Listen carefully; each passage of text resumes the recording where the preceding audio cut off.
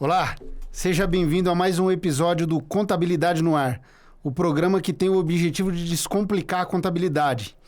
Meu nome é Alexandre Ferretti, estou aqui com o Jefferson Barbosa. Beleza, pessoal? E meu amigo Jean Santos. E aí, Jean? Seja bem-vindo aí, Jean. Seja bem-vindo, cara. Obrigado por estar aqui com a gente, participar. Jean é um amigo também que eu já tenho uma longa data, né, Jean? Você jogava bolinha de gude com ele?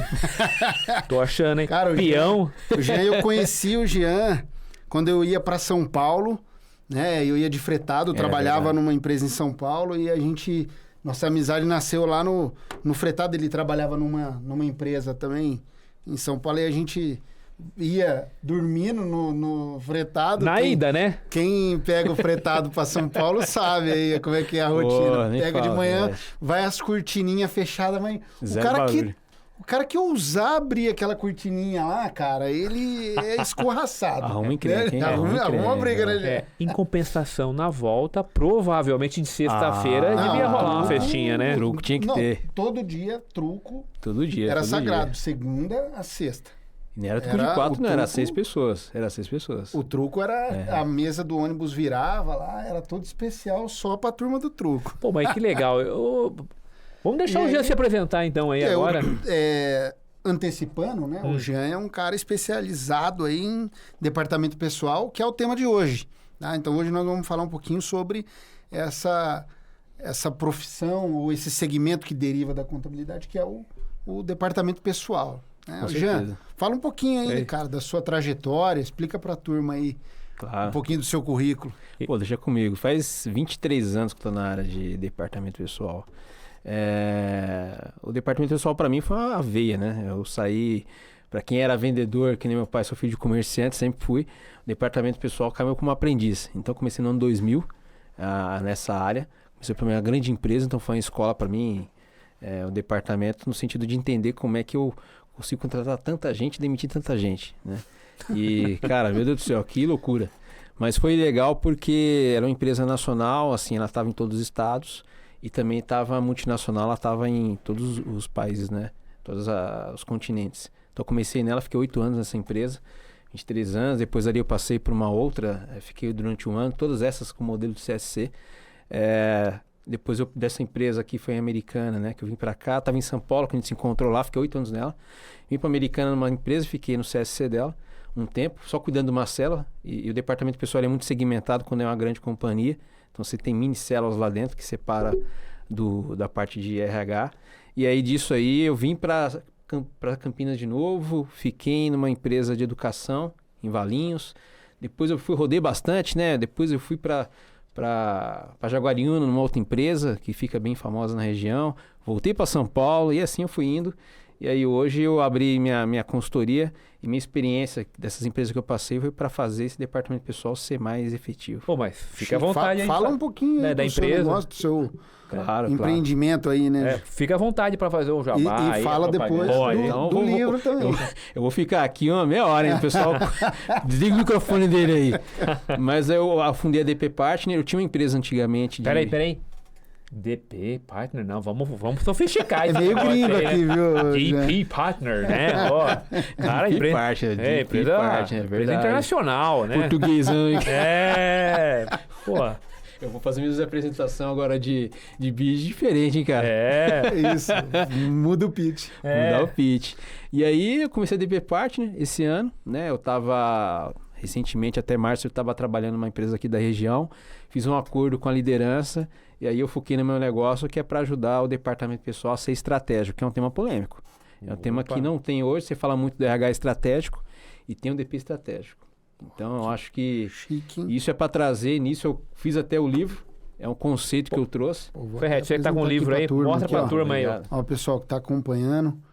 Departamento pessoal do operacional ao estratégico, Jean Santos. Parabéns, comprar um jabazinho da editora aí, né? A Gregory, mas tá na Amazon também, pode comprar o jabazinho deles lá. Editora Gregory. Pô, legal, joia. E é só conceito, viu? Não tem nada de parte legal, então isso aí quem pegar... Um monte de calculeira de provisão e coisa arada, tá fora. Isso é para quem tá, profissional que tá iniciando, até o profissional que virou líder da área. E aí para dono de empresa também, viu? É importante para ele saber os conceitos de gestão. Perfeito. Pô, pra gente começar esse bate-papo aí, né, sobre departamento pessoal, vamos começar com a pergunta que você tinha anotado aí, Alexandre. Lá vem a pergunta. Lá vem bomba, hein?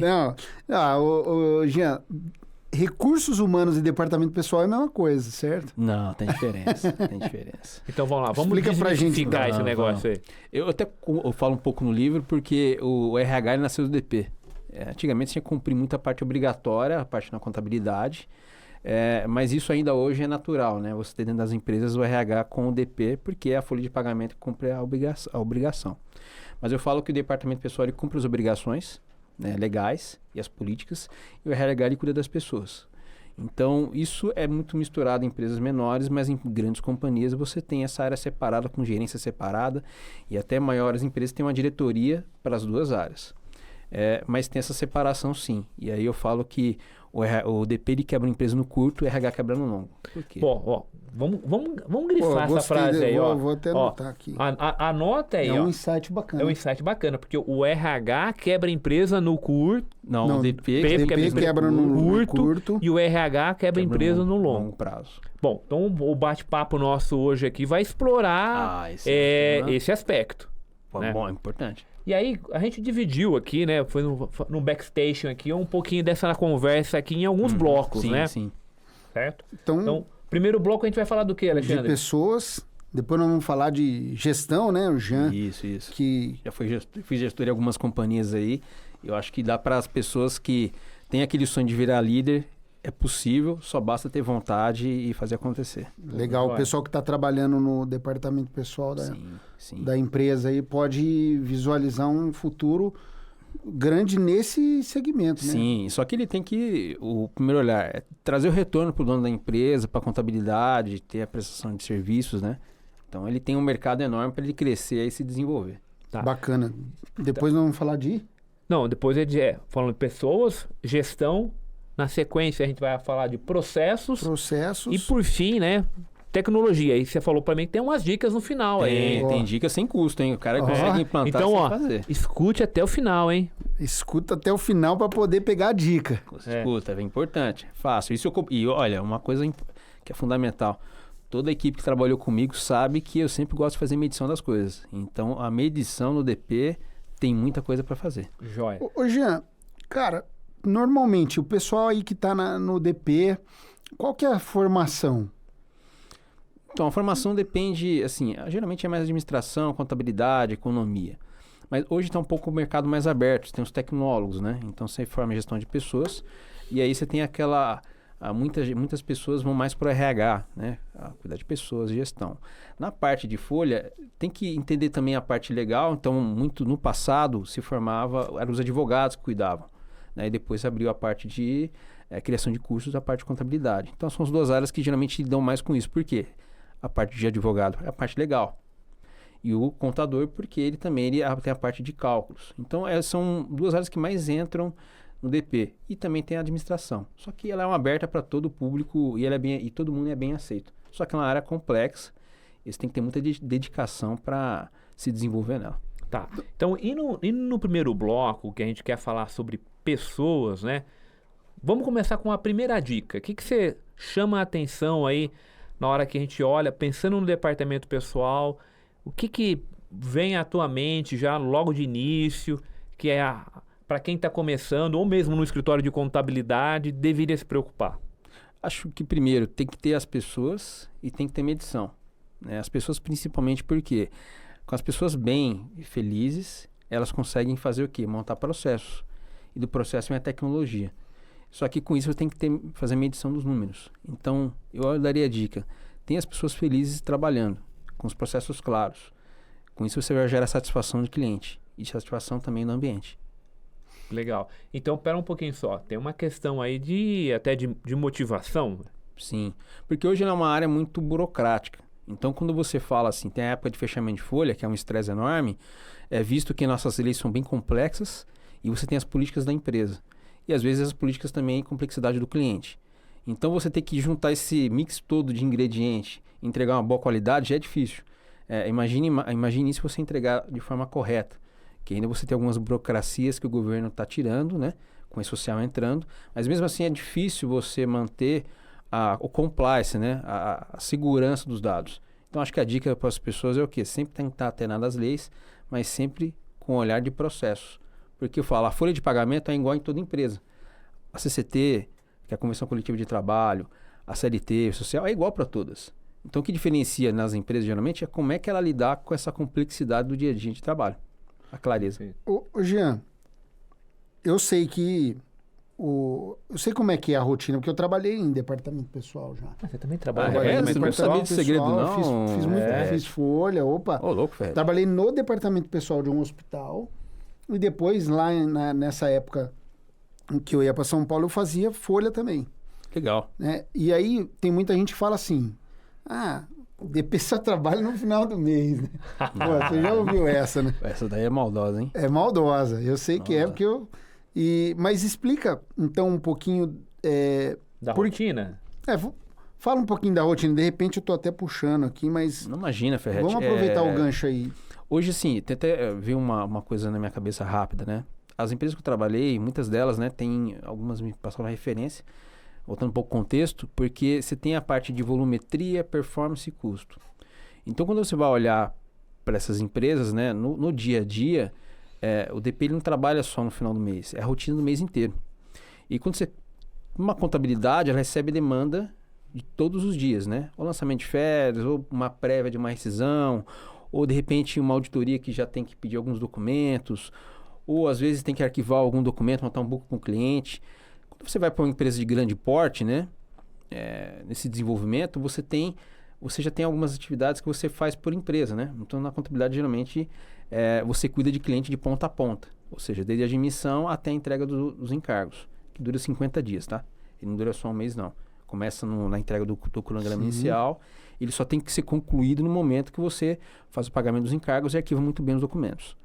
Só que quando empresas maiores que eu fazia, geralmente é o quê? É não fazer de empresa de ponta a ponta. O trabalho que geralmente eu faço com a equipe é o quê? Por produto e segmentação. Então, uma pessoa cuida de férias, mais autônomo. Outra cuida de fechamento de folha, mais encargos. Outra cuida de provisão, mais, de repente, simulação e cálculo de rescisão. Só que eu faço isso com base no que cada pessoa tem de melhor.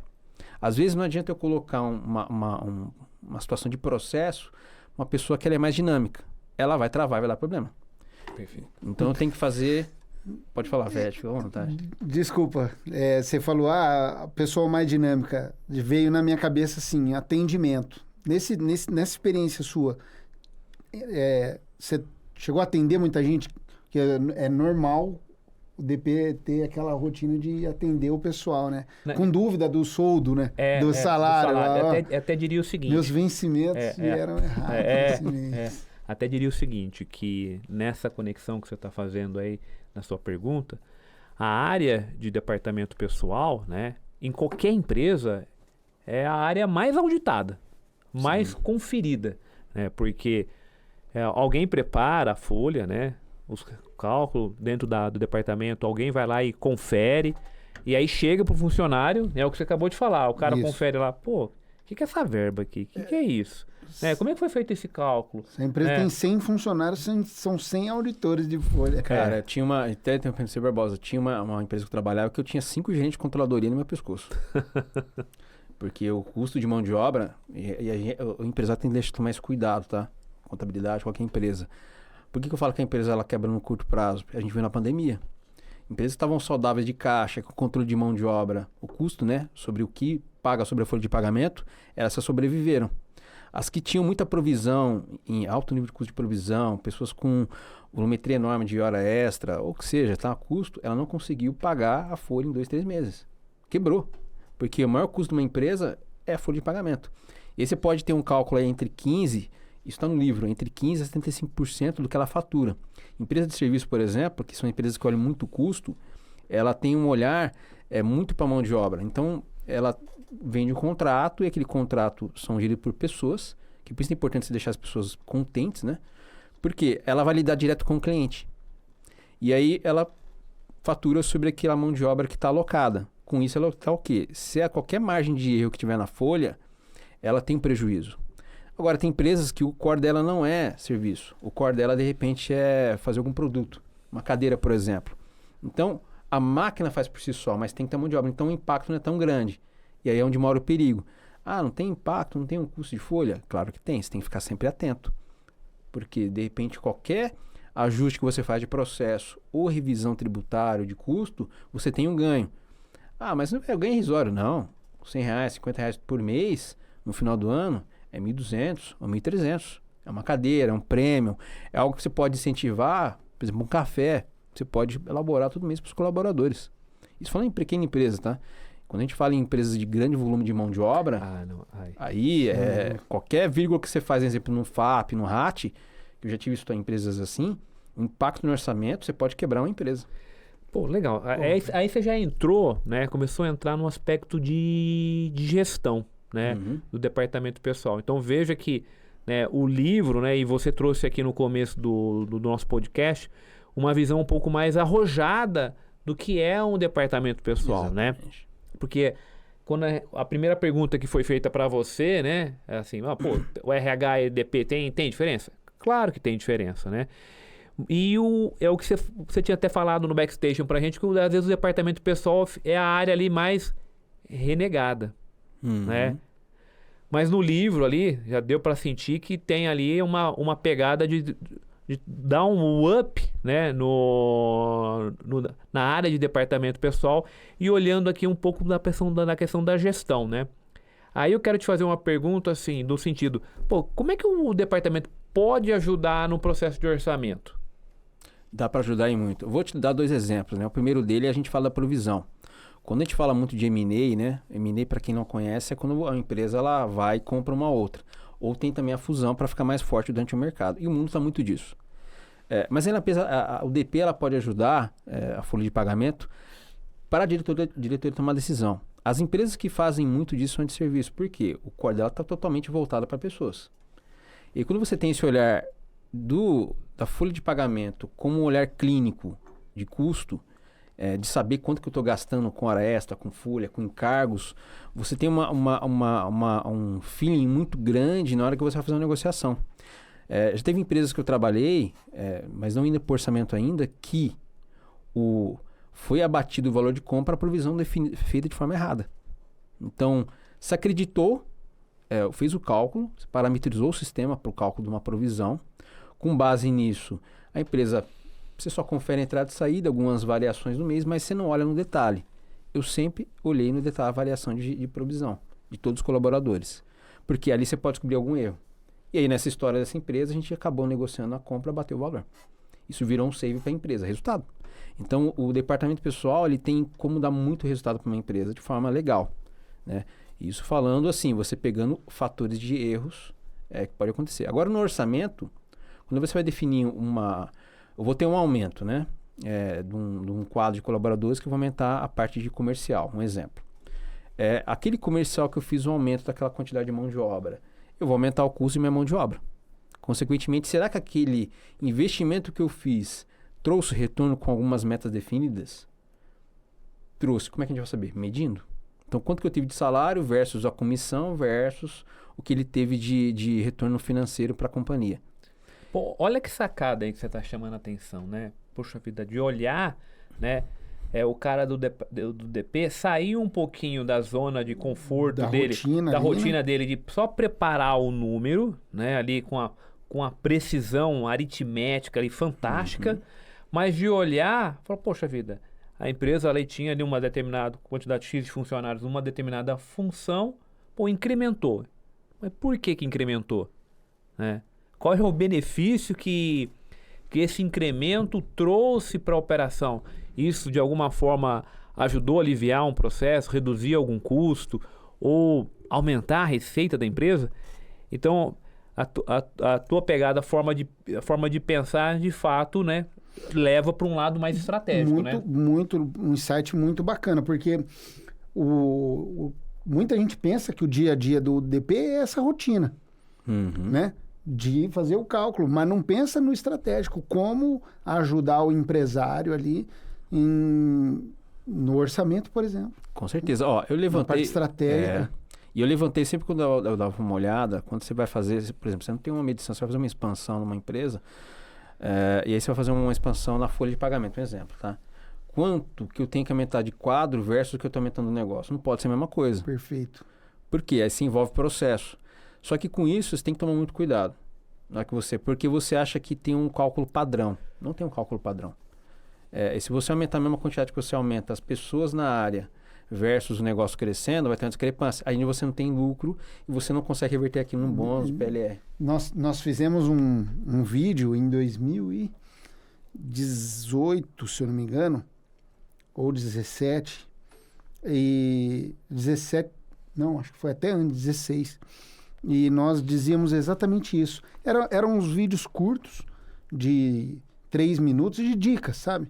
E aí um dos vídeos era esse, não sei se você já chegou a ver. Não, já cheguei falando a ver, sobre algumas dicas para o empresário. Você tinha um pouquinho mais de cabelo, né? Tava não, um pouquinho... cabelo era a mesma quantidade, não vem É. não. Mas era preto. Agora mudou um agora é que eu pouquinho, tô né? passando um creme diferente. Grecinho 2000 aí fazendo propaganda. Não, mas fica tranquilo. Faz propaganda, Ah, esses propaganda. caras Né? são- Tudo amigo. Mas era uma das dicas era essa, cara. Por quê? Eu sempre tive pra mim que... E até tem alguns livros que falam, né? Fala assim, ó, funcionário é igual coelho, né? Multiplica. Mas por que multiplica? Porque a empresa Gostei tem dessa, dinheiro. Essa é boa mesmo, cara. O cara ele tem dinheiro. Se o banco tá bem ali, se tá com dinheiro no banco, o empresário ele é uma mãe. Tende a ser uma mãe, né? Aí chega o fulano da produção lá, cara, nós precisamos de mais um auxiliar, porque a produção tá emperrada ali. Qualquer problema é falta de gente. Né? Não se faz uma análise da causa raiz. Não. E aí ele pega, aqueles formuláriozinhos de admissão de gente corre solta no RH, né? Cara, isso é um fator que a gente vai entrar mais pra frente de tecnologia e processo, mas eu falo o seguinte, o processo parece um tema chato. Eu sou formado em processo, porque eu sempre gostei da clareza dos fatos, né? Então, quando eu vou pegar um entendimento, por que muitas empresas são burocráticas na área de folha, o DP, e outras não? Por que algumas empresas são jet ski, mesmo gigantescas, e todas as empresas que tem 4, 5 funcionários que parecem um transatlântico? Um Titanic para desviar do Por quê? iceberg. Eu tenho demora um dia. exemplo que eu gosto de fazer, o quê? Eu tenho uma imaginação do Excel. Como eu trabalhei com volumetria grande de colaboradores, então para mim é muito natural. Eu falo que a quantidade de colaboradores que eu tenho é indiferente. Por quê? Se eu trabalho e começo a entender um pouco mais de Excel, de fórmulas, Cs, PROC-Vs, eu até recomendo.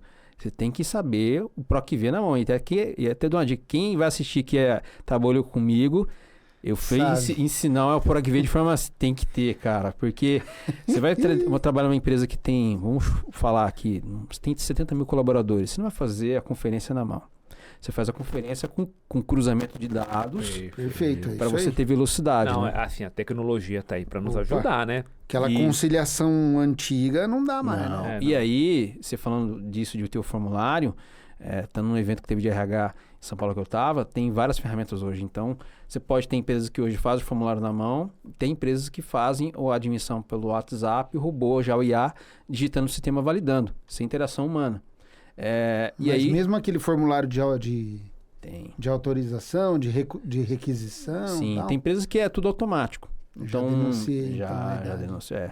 Só que tem empresas que fazem um processo de admissão, exemplo, tudo sem interação de pessoas. Já Caramba. está indo por esse lado. Cara, que Que legal, hein? é o sistema você tirar foto, né? Eu já vi isso numa empresa que que eu passei, que a proposta era fazer admissão já robotizada. Então, o funcionário é aí que você vai conseguir de autosserviço. A tendência é você descentralizar isso para o colaborador. Ele fazer a admissão, ele faz seu pedido de férias, ele faz o gestor faz o pedido da movimentação, que serve para o fluxo de aprovação. Com isso se reduz o quê? Custo e processo. Mas o DP, por isso que assim, ele tem... Só na área tem mais ou menos umas 100 atividades que eu levantei. E aí você conseguir encaixar essas 100 no perfil do colaborador, no que ele deseja da carreira dele, aquela pessoa que quer sempre ficar na atividade, não tem problema. Ela gosta de ficar assim. Agora que ele quer mais arrojado, você tem que dar um desafio maior para ele. Porque não adianta você dar um arrojado, um desafio tranquilo, que ele vai espanar. E também para a pessoa que ela tem uma tranquilidade. Calma, ela tranquilo. calma, que você tem que ter essa parte multicultural no time. E eu tenho palestra que eu falo sobre isso, que é equipes multiculturais. Pessoas de várias etnias, vários pensamentos, que você tem que trabalhar todo mundo em conjunto. Mas para isso você tem que ter o quê? Uma direção para onde você vai.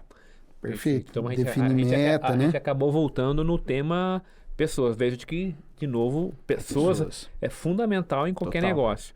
Eu queria voltar um pouquinho na questão do bloco que a gente pensou em falar de gestão. A gente falou que a gente começou o insight da questão da importância de fazer um orçamento, né? E de se avaliar se de fato aquela contratação, aquele número de pessoas está fazendo sentido para um negócio. E falar um pouco de indicadores. O que você traz aí de dicas para a gente nesse aspecto? Falando disso, até de indicadores, né? Da parte de gestão, eu tenho um modelo que eu conheci depois que eu entrei na empresa da região, mas trabalhei 3 anos lá. Tem muita medição. Então, não sabia como é que era fazer gestão. Tudo é feito sobre medição, porque medição você não tem contraproposta, né? Os números falam por si só. E aí tem um indicador que eu sempre levo para toda empresa que eu trabalho. E agora está com a consultoria. Tem o primeiro que eu falo que é volumetria. Então eu tenho que fazer a medição do que eu faço. Às vezes eu faço muita coisa, o DP faz muita coisa, mas não sabe vender. Então você tem que se vender. Mas não de forma assim, para ficar uma coisa chata. Mas você tem que mostrar o quanto você entrega. E eu sempre fiz isso. Perfeito, para não ficar aquela impressão de que só trabalha no final do mês, Sim, né? E até porque aqui na empresa nós temos uma cultura que é o seguinte, gerir, e a gente fala isso para todos os nossos clientes e colaboradores, né? A gestão é atingir meta. E atingir meta você só consegue se você conseguir medir. Exatamente. Metrificar. Mas tem aquele sentimento, Ferretti, as pessoas falam, nossa, vou medir como? Vou começar com aquele indicador dashboard lindo. Não, começa só colocando os números. É o básico, né, cara? É, não querendo fugir do assunto, mas uma meta ela tem que ter um número, um prazo, certo? Sim, tem que ser um modelo objetivo. Smart, tem que ser um modelo Smart. Vender, Isso mesmo. aumentar as vendas X% no prazo de tanto. É cruzamento, por exemplo, e no DP... E no DP, como que a gente mede? A gente pode falar com 4 pontos, tá? Vou falar um pouco mais pausado pra galera. Você tem o de volumetria, quanto que eu faço, quantidade de coisas que eu faço na área. Quantas admissões, quantas férias, quantas decisões, quantas complementares, quantos 13º eu paguei. Então, esse é a volumetria, tudo a quantidade que eu faço. E você tem outro que é performance. Quanto que eu faço versus a quantidade de pessoas que executa. Então, vamos dar um exemplo. Quantas pessoas que eu faço admissões no mês? Tem empresas que, pela quantidade, tem 3, 4 pessoas fazendo admissão o dia inteiro. Então, na minha média, eu tenho, de repente, lá, para cada headcount, eu faço 2.500 processamentos de folha por mês. Isso é uma performance. Olhando o meu segmento, isso tá bom ou ruim?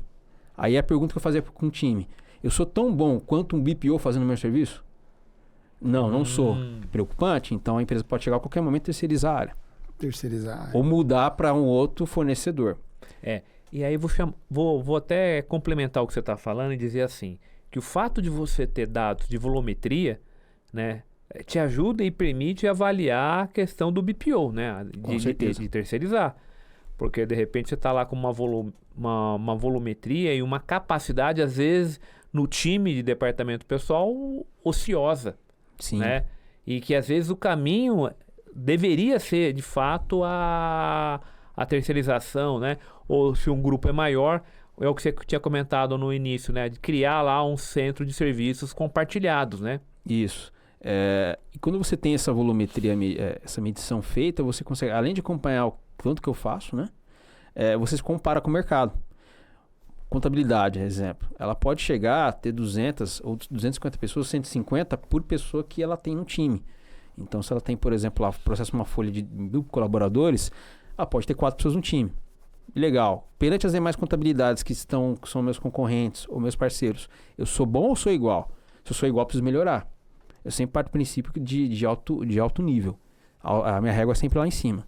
Então, esse é para quantidade. Performance é aquela comparativa com base no mercado. E tem o de gasto. Então, você tem que medir quanto você gasta de folha de pagamento, quanto você gasta de líquido, que é diferente de quanto você paga de encargos, que é um cruzamento de dados. Então, às vezes, empresas olham que, eu estou pagando mais líquido no mês. Esse não é um indicador interessante para olhar. Olha o custo, quanto que eu tenho de encargos. Que aí você consegue saber se a sua empresa está gastando muito a parte de recolhimento e também se está casando com líquido. Porque às vezes a pessoa sabe o que tem? Paga um quinzenal. Não dá para comparar. Só você somar o quinzenal com o salário, líquido do mês, e você cruza com a folha. Dá para você ter uma medição, né? Um cruzando quanto qual o percentual. Esse, por exemplo, é o de gasto.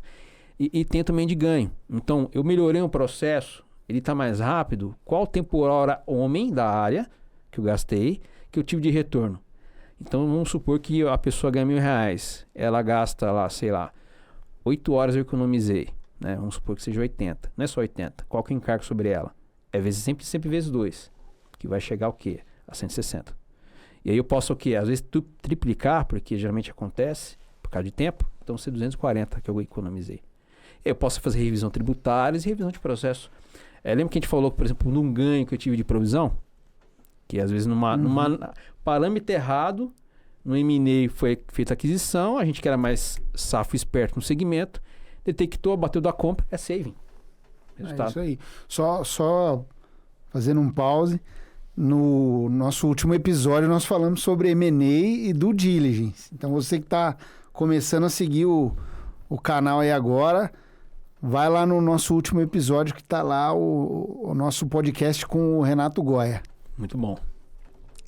Então, quando você começa a fazer medição na área, isso foi interessante nessa empresa que a gente implantou, por quê? A gente era muito bom mesmo. Na nossa eficiência, uma folha de 35 mil colaboradores, era só 14 pessoas na área. Nossa, já era alto nível, só porque a gente competia entre outros CSCs do mundo. Então, mesmo se competindo, a gente via que, por exemplo, na China era melhor que a gente. Só que lá é diferente da parte legal. Vocês tinham como fazer esse cruzamento para saber se vocês eram eficientes ou não. Por quê? O que acontece? A diretoria, ela não quer saber, a gente cumpre obrigação. Então, mas eu consigo mostrar que a gente tem uma estratégia, a gente dá, e a gente é uma área super estratégia para o negócio. E quando você começa a comparar, você vai se defender. Mas no Brasil, difícil a gente, né, internacionalizar isso, mas ninguém vai entender. Eles não entendem no Brasil a parte legal. Até porque a gente tem coisas muito peculiares, né? Sim. Falando aqui de gestão, imagine que com certeza você viveu o processo de implantação do E-Social. Né? Foi bem duro. E ainda o pessoal continua sofrendo ainda hoje. Muito. Hoje a gente está já se aproximando do final do mês aí. E aí vem aquela dorzinha do pessoal que fecha a folha social que, meu Deus, mais o final de mês chegando. Essa é a dor da gente da nossa área. Vai ajudar muito. Só que eu sempre deixo um cuidado pro pessoal. Com o social ele vai colocar a parte legal no sistema. Então a CLT vai estar no sistema. E aqui a gente tem que tomar cuidado para não perder esse time de entender a parte da parte legal e custos. Porque vai ficar muito mais fácil fazer o fechamento. Até a gente comenta, antes de entrar aqui no podcast, como é que era a área fiscal, né? O lançamento de nota. Entrou nota fiscal eletrônica, reduziu, né, o formato de trabalho. E aí com isso você necessitou de gente com mais especialidade na parte legal. Porque você se perdeu isso. Por outro lado, vai sobrar mais tempo, né? Mais para frente, né? Vamos ver isso lá para 2025, que eu acho que quando vai estabilizar legal e vai funcionar mais no dia a dia da nossa área. Mas vai talvez ter mais tempo para mostrar um pouco mais o trabalho. Mas sempre eu falava, gente, cria um pouco mais de tempo. É difícil. Mas quando você vai fazer uma medição, não precisa fazer um mais mirabolante. Abre o Excel, começa a colocar admissão, demissão e coloca a quantidade e faz por mês. Você vai achar como é tão interessante o tanto de trabalho que você faz. Isso é uma dica, tá? O pessoal falava assim, gente, quando a gente vai pedir um aumento, uma promoção, mostra o quanto que você faz. E cria uma linha do tempo de tudo que você entregou. Você falou isso, né? Isso é fundamental em qualquer carreira, né? Dizem que o Drebuini, na hora que ele foi negociar o contrato dele com o Manchester City, ele não foi com... ele levou do staff dele os analistas de dados para mostrar a performance dele, né? E o desempenho do time. Porque isso é uma coisa que a gente, né, como profissional, ao longo da nossa carreira, a gente faz pouco. Mostrar a volumetria, mostrar as entregas, né? Uhum. Então, esse ponto que você está chamando a atenção de trazer a volumetria e criar lá indicadores, avaliar a performance, é muito relevante. Essa dica, ela é fundamental para quem já está na carreira, né? Já está aí numa posição até gerencial, de parar para pensar, olhar o livro, tem várias dicas de indicadores que eles podem e devem ser implementados. Com certeza.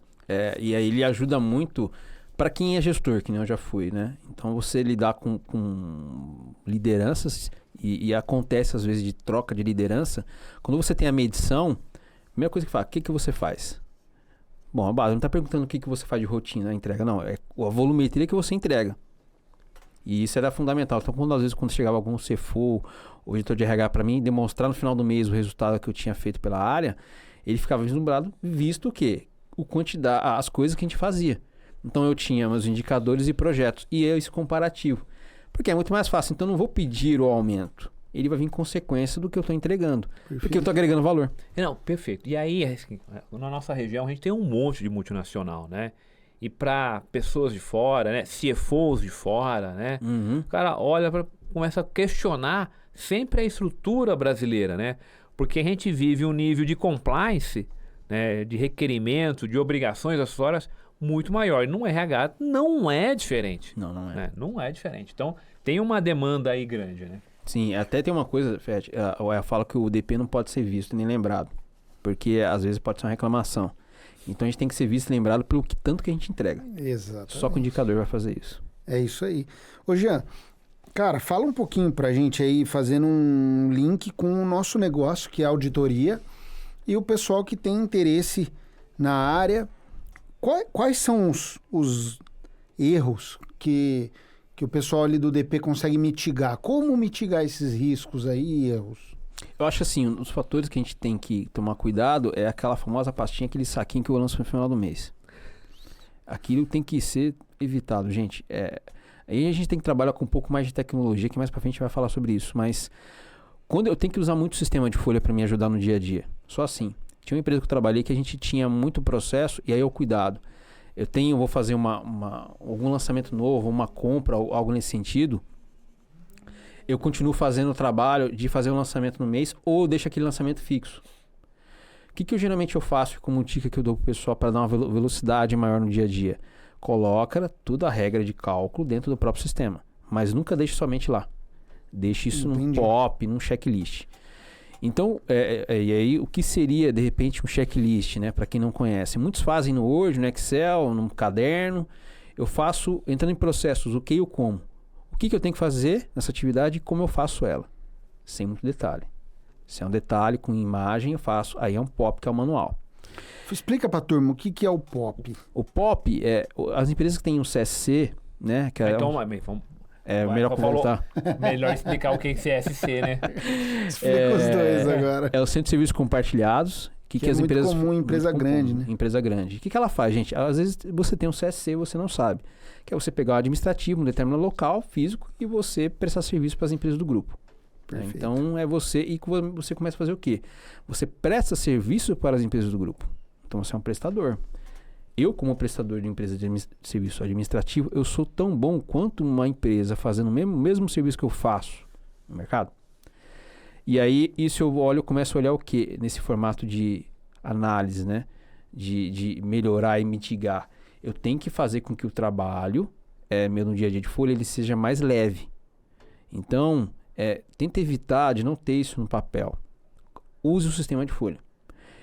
Tem uma empresa de trabalho que a gente usava muito, só que a gente tinha alguns cuidados. Fechava um contrato. Qual que é as regras do contrato? Eu já colocava no sistema. Por quê? Se você pegar todo mês, você vai gastar um tempo enorme. Que você vai ter que lembrar. E aí se aquele papel pegar fogo? Deu problema. Deu ruim.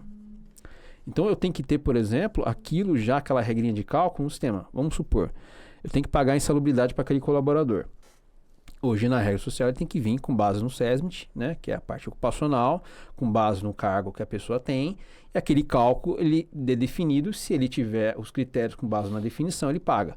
Mas a gente fica pensando nisso no papel todo final do mês. Não, coloca essa regra no sistema. Se tiver direito, recebe. Se não tiver direito, volta desde o começo, onde foi negociado o contrato, e revê os processos. Então, nunca fazendo o trabalho que acontece muito, arrumo na hora. Mês que vem vai ter de novo uma na hora. Então já volta na origem. Perfeito. Na auditoria, nós estamos acostumados aqui a classificar os controles como um controle que ele identifica o risco, identifica o problema antes e depois. Detectivo e preventivo. Uhum. Então, ele previne o risco. Ele é um controle preventivo. E o detectivo, ele faz a detecção do risco depois, né? do problema depois. Mas ele detecta um problema, erro, né? né? Um problema. Então, isso que você está dizendo, de colocar tudo no sistema, eu estou entendendo que é o preventivo. Que você vai prevenir um erro de cálculo. Até Seria porque isso, né? as pessoas não estão Parametrizar o sistema. Hoje a gente tem muita mudança de emprego. Então, a pessoa que definiu aquele papel, aquela regra de cálculo, ela pode sair e você perdeu o conhecimento. E você faz o quê? Com o sistema, só que sempre tenha no sistema isso em um POP, que é o manual. Por Que quê? é o Que é o manual, o procedimento padrão. operacional padrão. Né? Exatamente, o Ferretti fez processo. Esse é um cara fera. E aí você faz o quê? No conceito de controle, cada atividade que eu tenho tem que ter um checklist. Então, férias tem que ter um checklist, rescisão. E aí quando a empresa ela cresce muito, você pode ter um checklist enorme, sempre olhando o que eu faço e como eu faço. E aí, olhando para o pessoal entender melhor, então eu posso colocar no Excel mesmo, que eu acho que eu gosto muito do Excel da gente. Então você faz no Excel, você coloca as atividades que você tem que executar. No DP, você tem 100 atividades. Isso são atividades macro, tá? Férias, decisão, FAP, RAT. Fala, isso eu queria que você explicasse para a turma que tá começando, chegando, né? Tem uma porrada de coisa aí no departamento pessoal de nomenclatura, então você comentou férias, são as responsabilidades do dia a dia de quem está no departamento pessoal. Não é só fechar a folha, né? Não. Fazer, até porque às vezes você tem não só a folha, mas você tem também o adiantamento no meio do mês, né? Isso. E aí tem 13º, férias, o que mais? Férias, você tem rescisão, você tem a provisão, você tem o RAT-FAP, você tem o recolhimento dos encargos, fundo de garantia, você tem o lançamento da folha, você tem projetos. Jean, como que o RAT-FAP implica e impacta na folha de pagamento? Grande. Na empresa menor, a gente não tem essa percepção porque o impacto é baixo, porque a folha de pagamento é pequena, né? É pequena. Mas tem que olhar. Numa empresa grande que, vamos supor, tá? Uma folha de pagamento de 10 mil reais, baixo.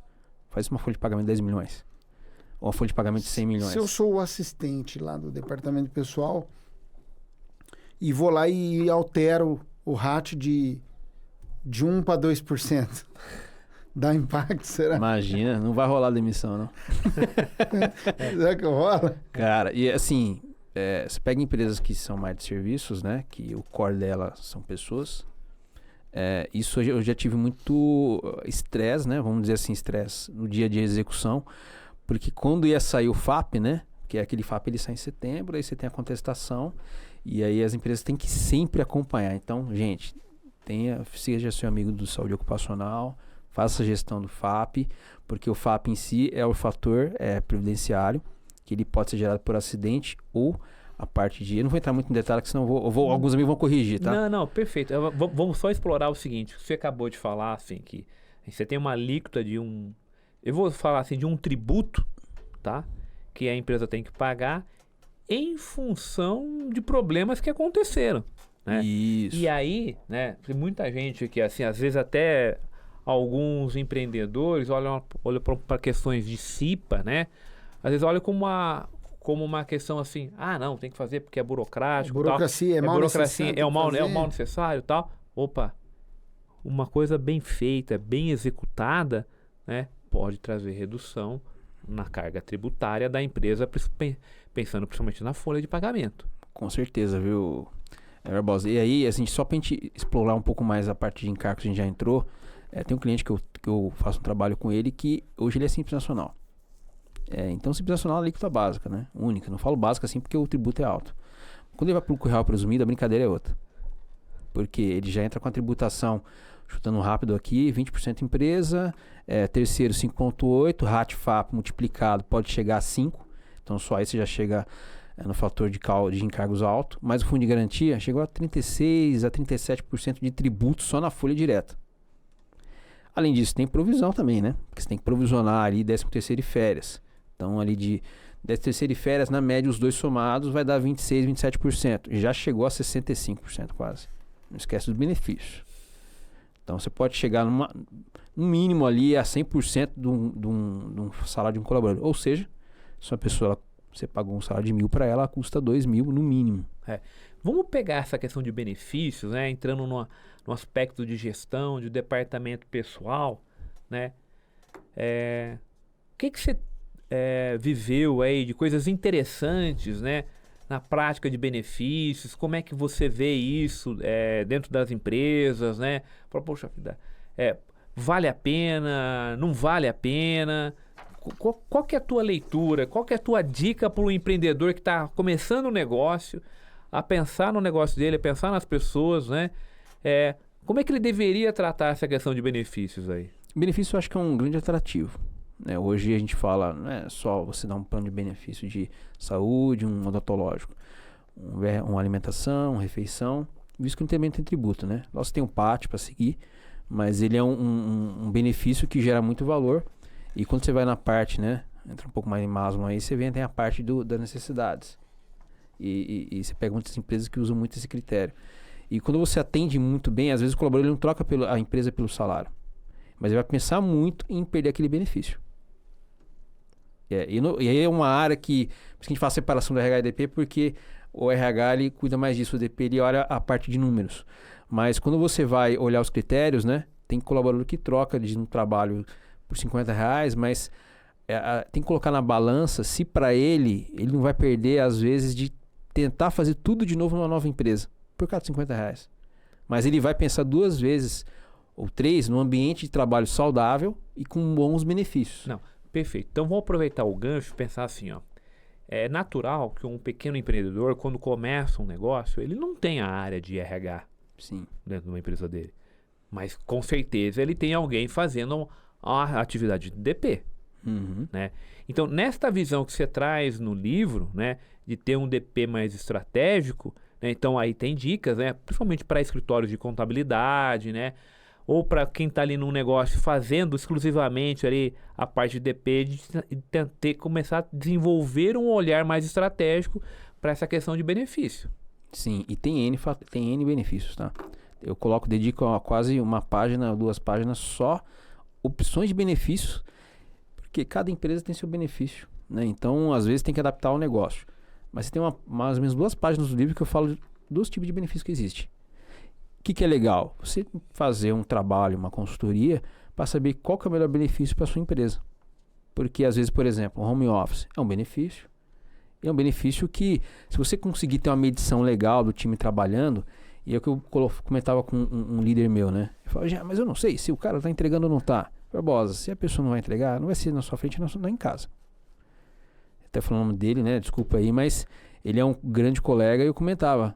O time, quando ele está bem engajado, ele entrega. Ele não vai ter como você falar que não está fazendo. Até porque, né?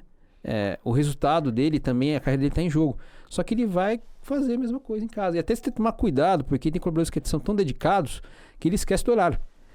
E aí a legislação ela entra um pouquinho mais de não passar da interjornada, né? A parte do almoço também. Então você tem que meio que monitorar para aquelas pessoas que são ali, arqueólogos, né? Quer entregar, para ele não passar do horário, porque, amigos, tem que descansar, porque amanhã eu quero você 100%.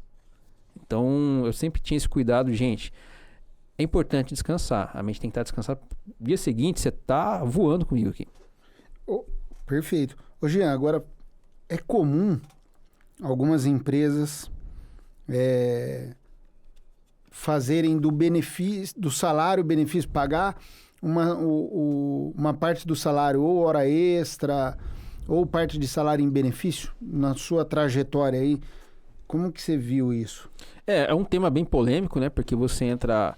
Como você tem a parte tributária, então esse tema acho que é super legal. A empresa, quando ela for fazer, ela contratar uma consultoria para analisar o benefício para ela, porque tem a questão de encargos em jogo, então envolve o governamental. Mas o benefício em si, eu sempre vi empresas que tinham muitos benefícios que o tempo dos colaboradores era muito maior. Além, salvo que também o ambiente era bem saudável. O ambiente, eu falo assim, às vezes o ambiente da empresa é muito pesado e as pessoas às vezes ficam trocando. Então, quando você tem muito turnover, você está tendo um prejuízo muito grande. Por quê? Porque é rescisão em cima de rescisão e você está ali... E fora adaptação, perde né? adaptação, perde o time com a experiência do time, né? Mais ou menos 300%, viu? Na média, alguns colegas falam. Eu vou até fazer um link aqui com com um outro tópico que a gente colocou aqui no bloco, processo, né? Quando você sai pessoas do seu time, você perde qualidade nos processos. Perde. Sim. Porque- Agora, ainda em relação a esse negócio do benefício, olha que nós vimos uma vez numa due diligence, né? Olha que legal. O negócio, ele tinha um X de rentabilidade, lucro líquido, que era muito bacana para aquele negócio. Só que todas as horas extras eram pagas via cartão de benefício. Então, quando você, num processo de M&A, tem muita empresa que ela não quer o risco, principalmente multinacional. Então, ela quer tudo conforme Sim. a legislação, compliance. Então, o cálculo era pegar tudo isso e incorporar o salário e pagar do jeito que deveria ser. E aí, esse lucro, como era uma empresa de mão de obra, essa rentabilidade caía muito, cara. Cai, porque qualquer diferença que você tem no salário da pessoa reflete o resultado. Imagina essa empresa falando, ela tem que 75% do que ela fatura, se ela fatura R$1.000, 75% é para pagar mão de obra. Veja que no começo do nosso podcast aqui, né, o que você falou é fato, né? A representatividade, mas você chamou a atenção assim, olha, o custo, às vezes o salário, né? R$1.000 de salário tem que multiplicar por 2 diante dos benefícios e dos encargos. Até por 3, viu, Barbosa? Você já chegou a ver caso de 3? 3 porque você tem aí até o cara ele tracionar, ele demora. Não porque eu ia olhar errado, mas porque às vezes a empresa é tão complexa e burocrática, para ele entender o negócio, ele demora para dar resultado. Ele não vai chegar jogando, não, você tem que entender, alguém tem que acompanhar, você tem processo de mentoria, você tem padrinhos que acompanham ele para que ele entre jogando, né? Tem empresa que ele vai trabalhar, não tem nem computador. Então ele já tem que no mínimo chegar com os dados básicos. E aí o outro é o quê? Você pega um mais experiente na área, exemplo quando eu fazia, tá? E aquela pessoa ela tem um programa de ser um padrinho. Então vai acompanhar, eu sempre olhava, acompanhava, se tinha algum problema com o colaborador, eu já fazia o feedback na hora, não esperar aquele feedback no final do ano, né? Que aquele formal, não. Ver e agir, ajusta rápido. Por quê? Você dá uma direção pro funcionário. E aí isso daí, quando o cara, você tem esse turnover, que chega a 300, é porque o salário dele é o 100%. Os encargos é quase dobrado. Só que você tem a parte de ele tracionar no negócio, que é os outros 100. Então a gente fala de 200%, que é o 100 mais 200 é o que tá na conta ali, né? Na conta, mas ele não na entrelinha, mas cara. depois você tem o tempo de treinamento, né? Imagine você perde um colaborador. Até ele conseguir entender os clientes, Exato, o negócio. isso aí. E se ele não tiver processo claro escrito, ele perde mais dinheiro. Agora, Jean, também tem a situação, nós estamos falando de benefício, né? Tem algumas verbas, né? Que elas não são tributadas ou não são base para FGTS, sei lá. E tem muita empresa que usa isso, né? Tem. Como até estratégico, né? Pagar menos, um salário menor e mais bônus, sei lá. Sim, isso é estratégia de remuneração. Estratégia de remuneração. Isso. Então, o que tem que sempre olhar, né? Eu acho que é recomendável sempre, recorrente, você fazer uma auditoria na área de folha, mas não olhar aquele auditoria de, nossa, eu vou pegar e vou sair fuzilando tudo. Não. Ela como orientativa. Porque você... E até recomendo quando assumir uma área nova, entende o negócio para ver se de repente não tem alguma brecha, alguma coisa. Aí com isso você consegue ver oportunidades. E às vezes mesmo no dia a dia, na troca de pessoas, foi feito um parâmetro, mudou a lei, não estou atento, aí eu continuo tributando. Que às vezes não sei se vocês lembram daquela quando tinha os 10%, né? Da multa do fundo de garantia. Fundo de garantia. Cara, teve de empresa que continuou pagando. Um dinheiro perdido. Você tô recolhendo. Não. Mas assim, às vezes... Já não precisa ele mais, não recolhia, mas esqueceu de dar baixa no evento no sistema. E aí isso vai no resultado, né? Ah, mas não vai dar impacto. Claro que dá. Porque você vai subir pro contábil, vai subir pro balanço.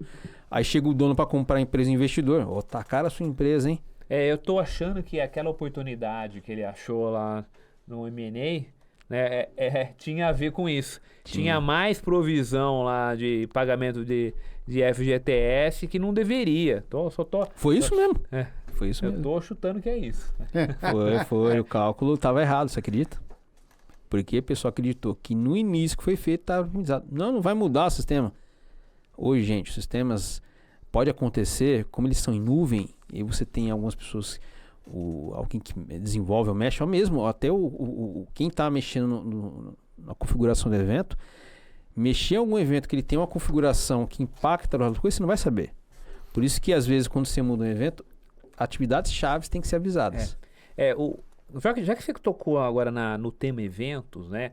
Vamos fazer aqui uma conexão com a contabilidade. E aí é bastante importante mostrar aí para quem está chegando na área de contabilidade, né? Folha de pagamento, tem uma conexão importante, porque, de fato, né, tem um grande desafio para o contador de pegar os eventos da folha e traduzir em contas contábeis. Sim. Tá? E aí depois vem a tarefa desafiadora para o pessoal da controladoria de olhar e entender o seguinte: pô, mas por que aumentou isso? Por que aumentou essa despesa? Né? Aí por isso que o papel do DP de estar próximo ali da contabilidade, estar próximo ali da controladoria, para poder gerar até um tópico do teu livro que eu achei bem bacana, que é clareza nas informações. Uhum. Né? Então, você criar um evento, né, uma verba nova ali, por qual razão está sendo criada? Né? Qual que é o motivo? O porquê do evento. Né? E isso é legal, novamente falando do lado do auditor, porque nós também já tivemos contato numa determinada situação em que era fraude e a pessoa criava, a fraude era por meio de eventos fake, né?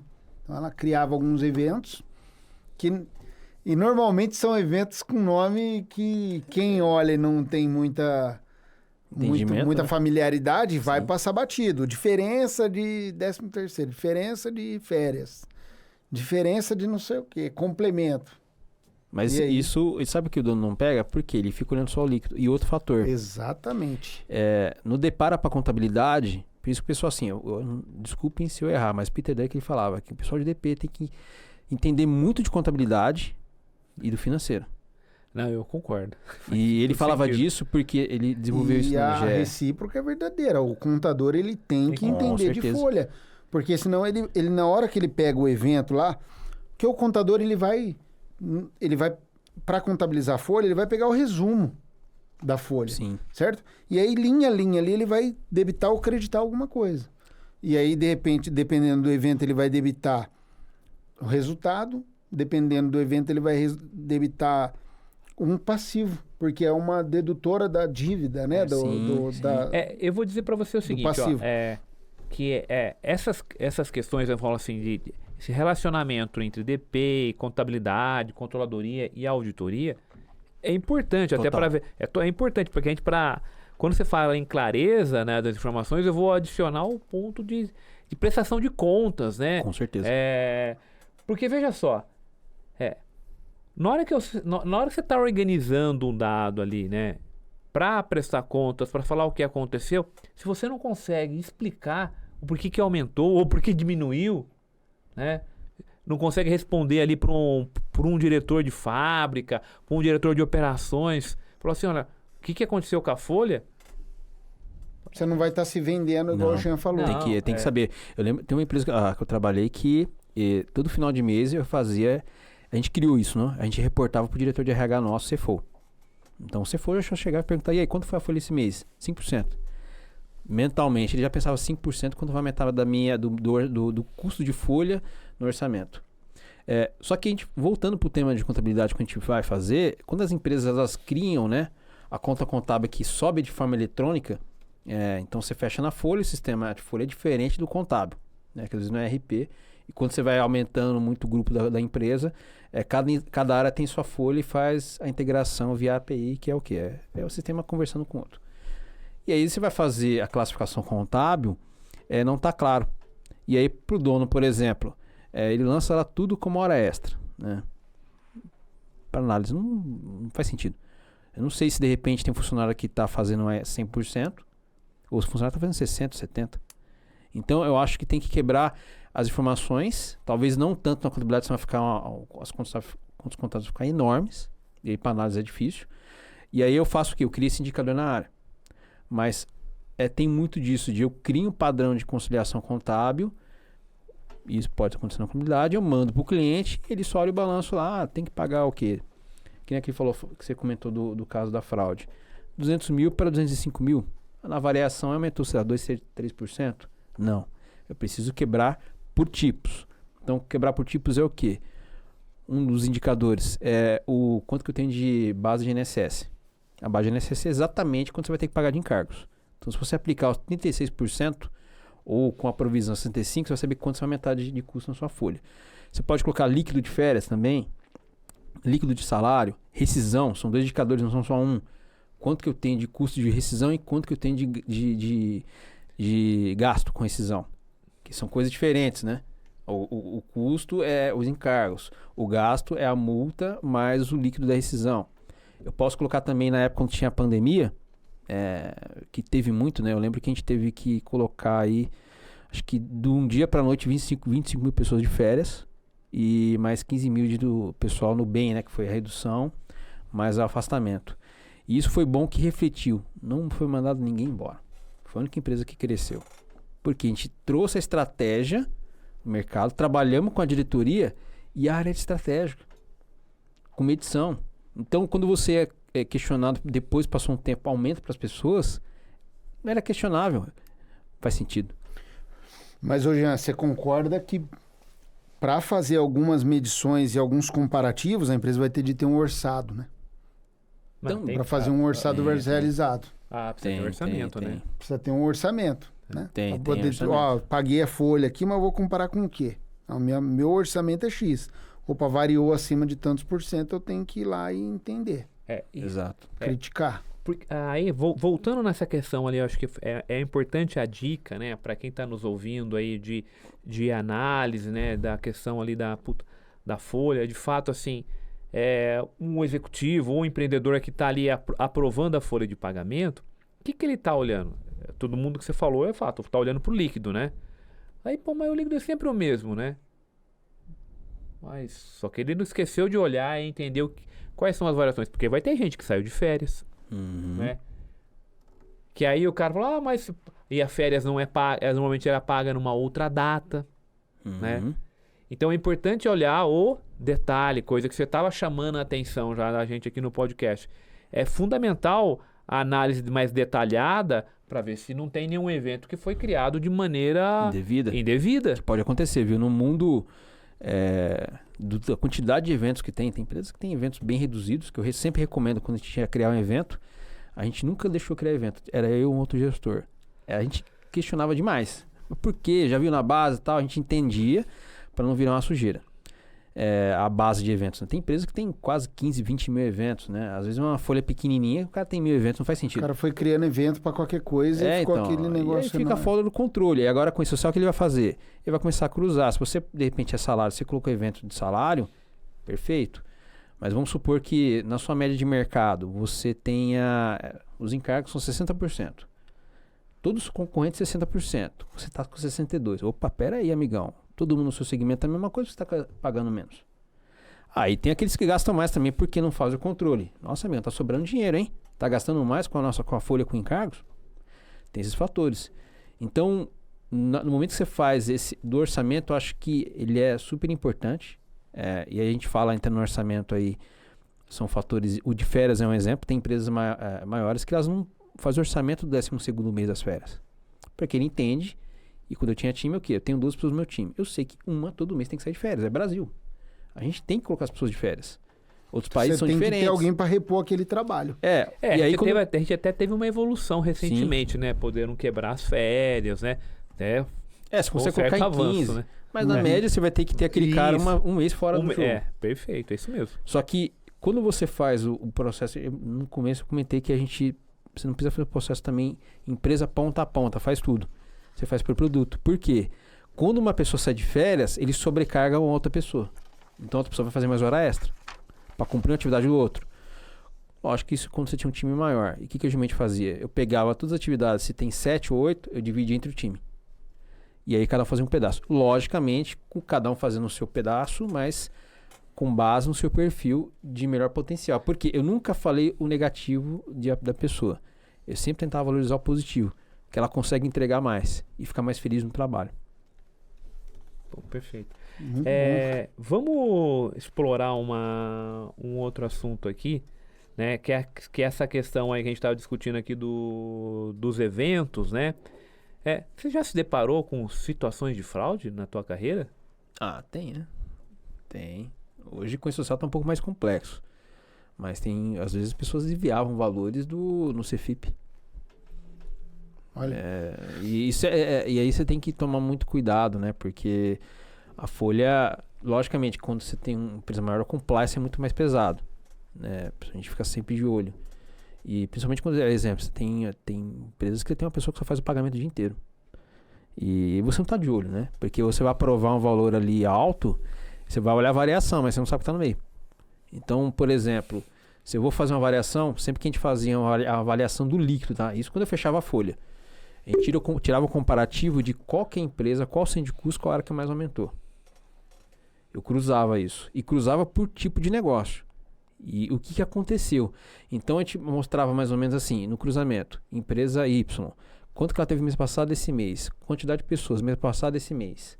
Tá, beleza, o que fez aumentar ou diminuir isso? E aí você tinha uma pessoa que cuidava disso. E aí quando eu determino uma pessoa, o que ele é? O dono. Eu não posso ter 2 donos. Então, se eu tenho 2 pessoas cuidando de pagamento, eu tenho que ter um responsável pela responsabilidade. Eu até diria o seguinte, que talvez eu tenha exagerado na questão de fraude, né? Mas a questão de erro também tá aí, né? Mas fraude, eu já peguei numa outra situação, fraude com hora extra. Então, em que o cara do DP, ele manipulava ali algumas horas extras, né? Então, e colocava para ele algumas horas extras. Mas sabe por quê? Porque ainda talvez esteja manual.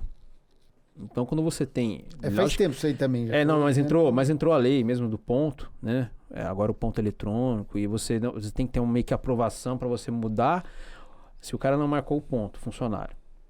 Aí você tem que fazer o quê? Ter uma aprovação dele que você teve a edição. Então, alguns sistemas de pontos você tem o quê? O próprio funcionário, que é o autosserviço, ele mesmo altera o ponto dele, que vai para aprovação do gestor e que sobe o ponto. Então, hoje o gestor, ele que trata o ponto e o colaborador avisa ele. Então, tem empresas que ainda é um pouco mais rígida. Teve um que eu trabalhei que tinha que ter um formulário assinado e guardava no prontuário. Mesmo tendo um sistema controlado e que tinha que fazer por lá. Não, tem que ter guardado, porque ela estava se resguardando ao máximo para não ter problema. Ou seja, é uma dor que ela sofreu. Perfeito, com Mas certeza. tem empresas que às vezes não teve dor e não sabe que tem essa dor ainda. E aí às vezes tem que ficar atento. A fraude ela pode acontecer e o erro é muito grande. Às vezes você está no dia a dia ali, você não, a nossa utilização ela pode mudar. Às vezes a gente comentou de 1/3, né? Que a gente estava falando sobre isso. Tem empresas que às vezes ainda está em discussão, mas tem empresas que já não contribuía. E aí não fez um juízo. Então, e se o governo não pagar? Para fazer o quê? Tem que pegar empréstimo ou quebra o negócio, cara. Ser uma empresa baseada em pessoas, né? Uma folha de pagamento relevante, vai quebrar um negócio. Sim. E às vezes você tem não um tratamento legal, por exemplo, o controle de um ponto, você recebe um processo trabalhista, se o negócio é pequeno, ele ainda não está no simples. Chega um processo trabalhista, sei lá, o cara ganha R$1.000, 200, 300 mil, e você teve que pagar, você não tem caixa. E às vezes tem dono que tem que vender patrimônio para pagar o processo ou pagar parcelado. Que eu acho que alguns colegas vão se identificar com isso. Mas é porque eu não posso deixar isso solto. Não que seja rígido, ficar sempre alerta.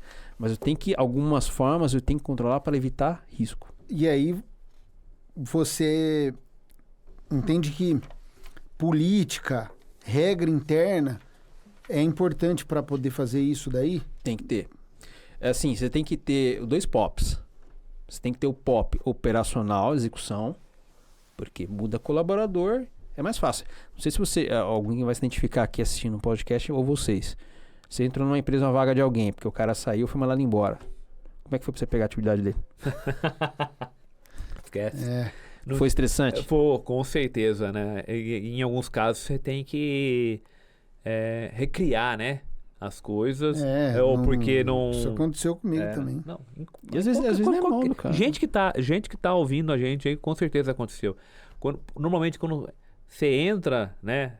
São poucos os lugares que tem uma transição. Sim. Né? Uma passagem de bastão ali, né? Primeira folha que eu fechei a folha Não era grande, eram 6 pessoas na folha, mas trabalhava num escritório que estava pegando um cliente. Só que, não sei se você já percebeu, isso eu vi bastante, porque quando nós tínhamos contabilidade, né? A gente pegava lá o cliente vindo de um outro escritório, qual que é a primeira bucha que chegava? Ó, mas a folha tem que fechar. Ou era a folha, ou era o adiantamento. E aí, qual que é o risco? Qual que é o risco e qual que é o problema? Que você tem que trazer todo o histórico, né, cara? Cara, isso é um problema grave. Porque, e muitas vezes nós pegávamos um cliente de um outro escritório e o relacionamento com aquele cliente estava desgastado. E o outro escritório não passava o backup. Ó, porque se ele passa o backup, beleza. Agora é quando não vem o backup. Tem que ir lá no sistema e dar carga de todo o histórico, né? Você me falou isso, eu acabei de lembrar aqui de um fato aí, né? Num determinado cliente que a gente fez um trabalho. E em algumas verificações, né, que a gente estava fazendo, a gente se deparou com uma situação de que na mudança de sistema, né, para carregar os dados lá, para calcular a média de hora extra, não veio backup, não veio informação, teve que digitar na unha, mesmo nos tempos atuais, porque o escritório não passou o detalhe lá, o arquivo não conversava, gerou uma digitação errada e gerou um pagamento errado para um funcionário, né? E veja, como o pagamento foi a maior para o funcionário ficou na dele, né? Ficou na miúda, né? Ficou na miúda, né? E no trabalho a gente acabou questionando lá o porquê que tinha aquela situação. Nossa, a pessoa do departamento pessoal, nossa, ela ficou assim, sabe? Tão chateada que aí ela se parou e percebeu, falei, puxa vida, aqui eu cometi um erro aqui, né? E é aí que entra aquilo que você acabou de falar. Faltou dentro desse escritório um controle preventivo ou detectivo, né? Para poder, preventivo para tentar evitar o erro. Talvez não seria possível na hora de compilar os dados. Mas para detectar o problema, uma revisão, falar, pô, por que eu estou pagando um salário X para tal pessoa que, na verdade, quase o dobro do salário dela, né? Opa, tem alguma coisa fora da base, fora do padrão. Mas qual que era a verba? Era a diferença de salário. Sabe o que pode fazer, Barbosa, nisso aí? A pessoa pode fazer um comparativo. Não precisa ser comparativo, que hoje a pessoa vamos comparativo. Pega um limite do mês anterior e do mês atual. Não, aí vai demorar demais, né? Você tem 50 funcionários? Legal, vai demorar uma hora, 2 horas. E outra, se alguém te interromper, você vai parar o racional. Excel. Traz os eventos que você tem do mês. Isso não só eventos de provento e desconto, que eu estou pagando e descontando. É evento de base também. Base o que é? Eu vou ter evento de base o resultado, né? Para o colega que é da área, ele vai entender. Mas para quem não é empresário, são eventos que você não tem impacto no salário do colaborador, mas são indicadores. E lembrando que isso não vai para o contábil. Ele que não depara de conta, ele desemboca numa conta contábil só. Uhum. Mas aí você consegue ter um comparativo melhor. Por exemplo, você pode ter um por colaborador e um geral. O que é por colaborador? Você vai ter todos os eventos colaboradores do mês atual e do mês anterior.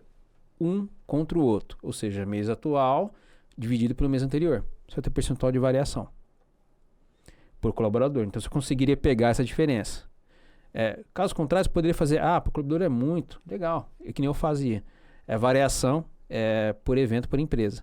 Então eu pego todos os eventos que tem na minha base, das empresas do grupo, ou você tem mais ou menos, e faço o cruzamento do mês atual com o anterior. E aí eu cruzo.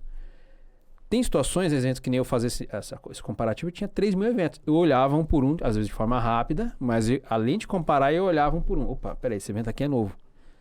Aí eu perguntava para o responsável do processo, por que está pagando isso aqui? Não sei, então procura saber, por favor. Então a gente identificava, e se tinha, o que eu já fazia? Eu já dava uma agilizar para a auditoria. Eu já deixava registrado, evento, pago, devido a um pedido, fulano e tal. Já Não, deixava uma referência, né? Você tem que deixar um histórico, né? Perfeito. Sim. Fazendo um link com tecnologia. E aí eu queria entender, assim, como que a tecnologia pode, ou o controle interno, pode evitar de algumas informações saírem lá do dia a dia, por exemplo, ponto para ir pro sistema. Uhum. Porque como auditor, a gente sempre pensa, quem pode manipular aquela informação? Se é na mão, Quando você tem a empresa, você tem muitas empresas que às vezes a mesma empresa que ela contratou para a Folha não é uma empresa de ponto. E aí você tem que fazer o quê? Um API que lhe faça o cruzamento sem ter processo manual. Mas tem empresas que não fazem isso. Ela faz o quê? Fecha o ponto, exporta os eventos e importa na Folha. Nesse exportar e importar, você pode ter manipulação. Pode ter manipulação. O que seria um API? API você fazer é plugar um sistema com outro. Você abre a porta no sistema, abre do outro e eles se conversam. Geralmente as empresas, quando vai subir o contábil, é mais ou menos isso. Então ele pega, é um desenvolvimento, né? Aí o pessoal. Desenvolvimento, né? O pessoal do TI vai querer me bater, mas eu falo que geralmente o português é muito rasgado. É você pegar uma tomada com outra e ligar. Então, vão se conversar. Para entender seria isso, né? E isso tem um fato. Mas porque você não tem manipulação, né? Por exemplo, arquivo bancário. Dá para manipular. Porque arquivo bancário você gera do sistema e você importa no banco. O que você pode fazer para não ter isso? Você tem uma van. O que é uma van? Aquela perua? Não. Você pega um arquivo, gera do sistema, coloca ele dentro, criptografado ou não, ele dentro de um sistema de pagamento e ele sobe para fluxo de aprovação. Então é um sistema que como você tem 1 ou 2 pagamentos no mês, não tranquilo, mas eu tinha uma empresa que fazia 2.000 pagamentos de folha por mês, 2.000 a 3.000. É surreal você ficar abrindo. Você tem 5, 6 bancos, tem que aprovação. Então você sobe numa van, que aí tem bancos que tem esse fator e tem empresas que você pode adquirir esse sistema. Que você sobe o arquivo e o diretor, ou gerente da área, mais um gerente de uma outra área, ou do RH ou do financeiro, aprova em conjunto acordo. Porque a pessoa que faz, ela não pode ser o responsável. Às vezes ela pode estar errando por cansaço e tal, às vezes por maneira errada. Então, o gestor, geralmente as empresas maiores, ela pega o gerente da área de ADM de pessoas, né, do DP, aprovação em conjunto com o gerente financeiro. Então, eles olham, deu, tal. Por quê? Tem um fator até estratégico aí. É que a gente fala, tem que fazer um trabalho de previsão de caixa de folha de pagamento. Quanto que eu pago? Não sei, mas na média, quanto que você paga de rescisão todo mês? 200 mil por semana. Então você coloca o quê? Sempre 200 mil, toda quarta-feira de toda semana. Não paga todo dia também. Cria uma estratégia. Porque quando você tira dinheiro do caixa, você tira no investimento. Perfeito. Não. E aí você fez estoque que você acabou de falar, né? Tá ligado ali a um processo de gestão, uma informação relevante na área de departamento pessoal. É fornecer dados para o pessoal do financeiro montar o fluxo de caixa. Né? Porque a previsão. A empresa que trabalhava que ela controlava isso à risca. Porque muito do que você falou ali, quando você faz os cruzamentos, as conciliações, você está entregando de mão beijada para a controladoria as informações, né? Sim. A controladoria que é a grande interessada nessas variações. Não, perfeito. Até porque, assim, quando a gente vai para grandes organizações, né, a folha de pagamento, quando chega na contabilidade, ela chega, como você comentou aqui atrás, há um pouco tempo atrás, é contabilizada por cento de custo. Resumido, o contador o pessoal ali da contabilidade não sabe o salário ali, tem uma questão até de confidencialidade. Não pode saber. Tem que ter um cuidado. Mas alguém dentro da organização, além do departamento pessoal, deveria checar para ver se as coisas fazem sentido. Né? Então, isso normalmente em grandes corporações, você tem lá um gestor que tem a informação do salarial do time, tem o detalhe para ele poder olhar para ver se a coisa ali está fazendo sentido. Né? Então, isso tem uma prática dentro de algumas organizações de DP de compartilhar, né, a folha analítica ali para o nível de gestor, para ele olhar e falar, se ele perceber alguma coisa de maneira equivocada, né, para que ele, em relação ao seu time, atuar, né. Mas aí também, né, entra um papel que depois a gente pode até chamar, criar um outro podcast para falar de auditoria interna, né, de departamento pessoal, porque alguém precisa, fora do DP, olhar para os dados. Com certeza. E tem que ter isso. Como você criar um double check. Já falando inglesado aí, né? Double check é você ter uma pessoa, porque já tive problemas em outras empresas, que no cansaço a pessoa girar o arquivo bancário com a mesma data. Lógico que tem segurança do banco. Então o banco, na hora que receber o mesmo arquivo, ele vai recusar. Mas aconteceu de pagar errado. Cara, se depois que pagou, se foi... Principalmente rescisão. que pagou, amigo, você não pega Aí mais de já volta. era, né? E já teve situações assim. Então, que você cria um double check. Então, por exemplo, a pessoa que faz o encargos, por exemplo, o fechamento, ela passa pro par dela. Então, às vezes o cara fecha um INSS e o outro fecha o fundo de garantia.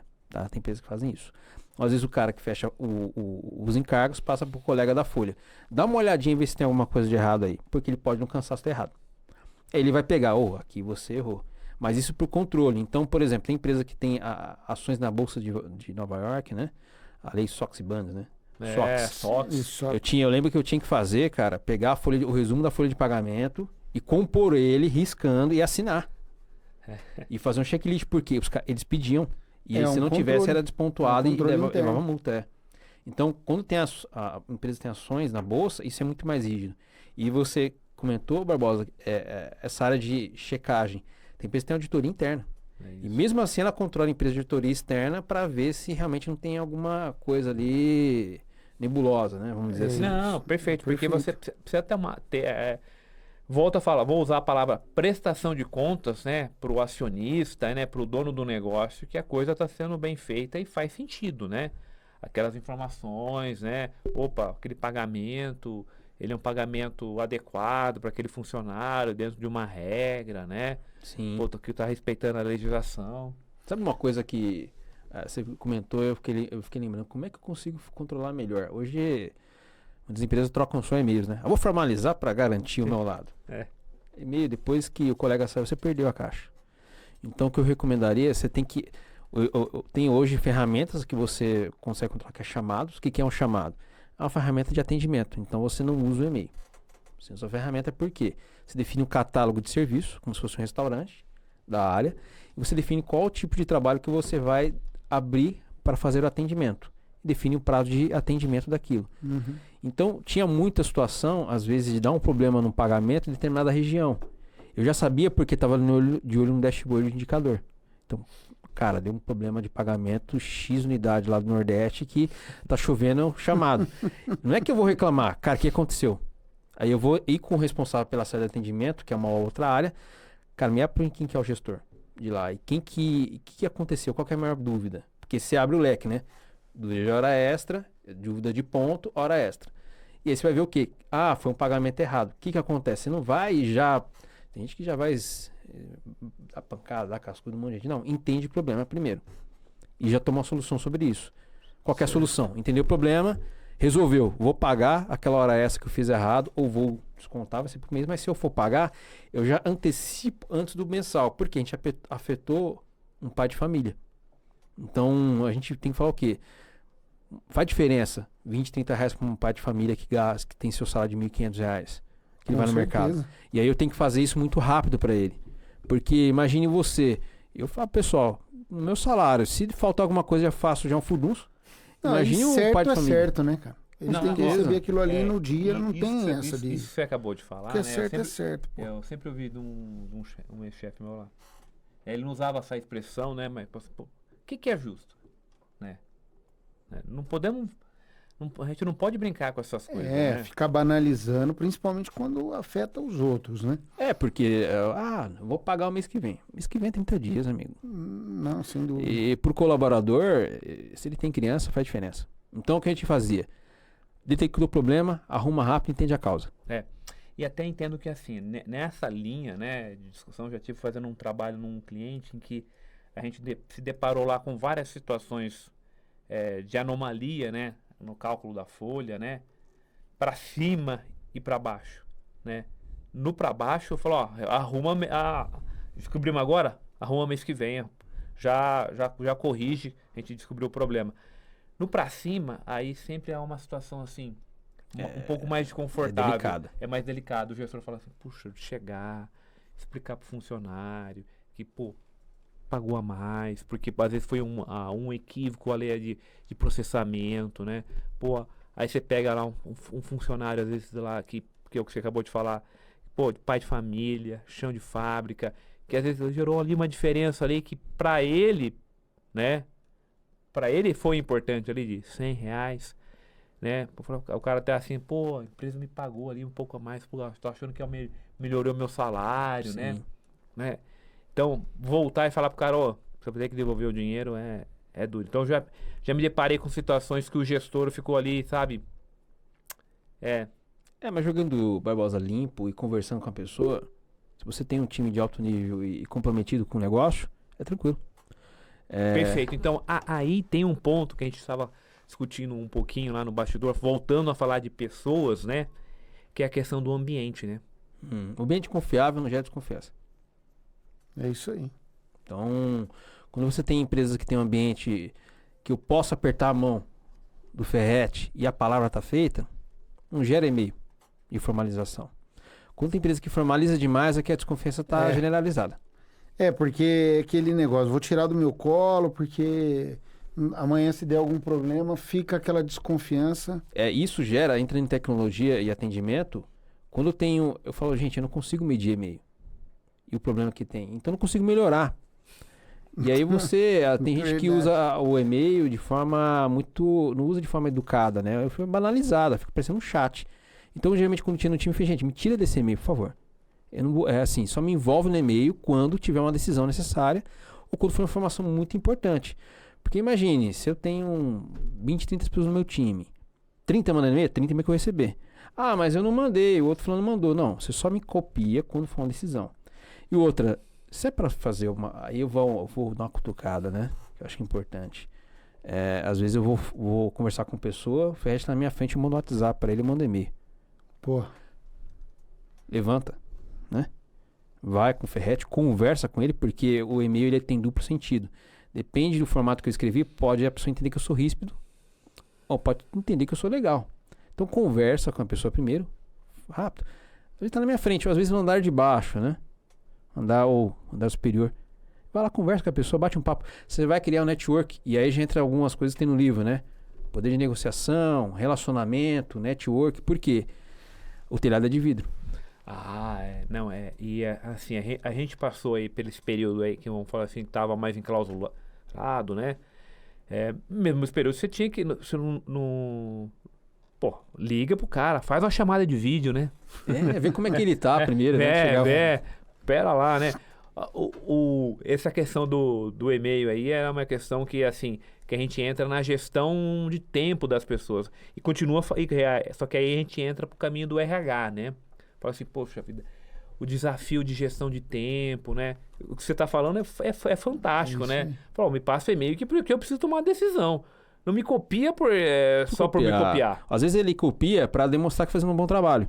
Mas o bom trabalho eu observo. Então eu observava todo mundo. Eu sabia, às vezes, quem estava navegando na internet, quem estava falando comigo, mas é natural, no final do mês eu vou cobrar o resultado. Que você tem que entregar, no final das contas. A minha regra é mais ou menos assim. Não recebe para entregar. Se você ficar até mais tarde precisar provar, como também a entrega no final do mês não pode passar. Porque assim, eu não tenho negociação com o governo. Eu tenho que entregar o social, recolher os encargos no mesmo prazo. Então vai acontecer o quê? Se não fizer e tiver dificuldade no início, às vezes não da pessoa, mas às vezes o sistema é ruim, ou às vezes é muito lento, não tem equipamento, ele pode ter um gargalo no final. Mas se lógico você vai saber, porque tá a comunicação. Só que quando você percebe essa falta, esse modelo de controle enorme, é porque tem segurança. Então começa a repensar se no dia a dia você com o seu cliente, né? Contabilidade aí com o seu cliente, você mudar o modelo de atendimento, porque você começa a fazer gestão melhor.